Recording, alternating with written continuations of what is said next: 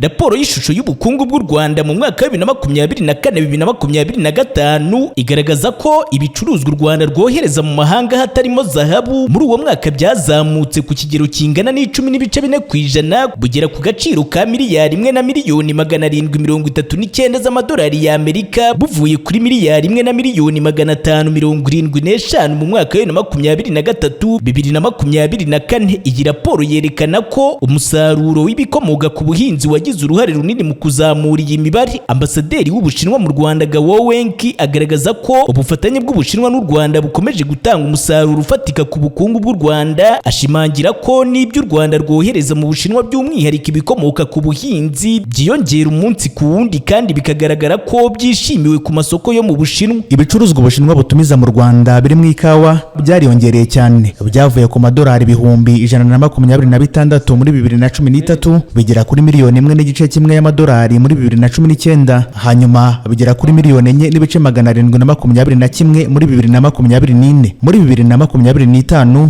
Ubushinwa bwatumije toni 869 z'ikawa y'u Rwanda zifite agaciro ka miliyoni 5.97 z'amadolari. Politiki yo gukuriraho imisoro ibicuruzwa biva mu Rwanda ifasha kongera ubushobozi bwo guhangana ku isoko ry'Ubushinwa ku bikomoka ku buhinzi biva mu Rwanda bifite umwihariko, biri no guhaza ibyifuzo n'amahitamo y'abaguzi mu Bushinwa. Umujyanama mukuru muri ambasade y'Ubushinwa mu Rwanda Rinihanga agaragaza ko hari imikoranire Ubushinwa bufitanye n'u Rwanda mu kuzamurira ubushobozi abakora mu ngeri y'ubuhinzi, kandi igihugu cye ngo kiyemeje gukomeza gushyigikira u Rwanda mu guhindura ubuhinzi bwarwo bukava ku buhinzi bwa gakondo bugakorwa kijyambere hagamijwe kongera ingano y'ibibukomokaho igihugu cyohereza mu mahanga by'umwihariko mu Bushinwa. Dufite gahunda y'amahugurwa yibanda cyane ku kurwanya ubukene by'umwihariko mu bice by'icyaro. Ibi kandi bijyana n'ibyo Ubushinwa buhora bushimangira ku buhinzi n'abahinzi.